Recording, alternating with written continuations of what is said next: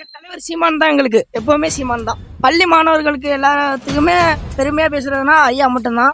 2024 தேர்தலில் வந்து இளைஞர்களுடைய வாக்கு எந்த கட்சிக்கு போகும், எந்த தலைவருக்கு போகும் நினைக்கிறீங்க? நாம் தமிழர் கட்சி தானே போவோம். என்ன காரணம்னா அவர் வந்து பாசிட்டிவாக ஸ்டூடெண்ட்ஸுக்கு சப்போர்ட் பண்ணுறது. அதனால சீமானம் கொஞ்சம் வந்தாங்கன்னா கொஞ்சம் நல்லா இருக்கும், கரெக்டாக இருக்கும். எல்லாமே எங்கள் அண்ணன் தான், சீமான் அண்ணன் தான். எதில் பார்ப்பீங்க அவர் பேச்செல்லாம்? இன்ஸ்டாகிராம் நியூஸ்ல வரும்.